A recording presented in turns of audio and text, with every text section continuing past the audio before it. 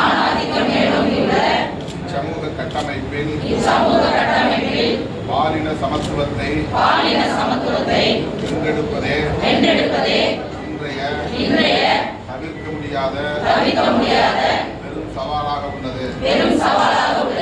இதனை எதிர்கொள்ள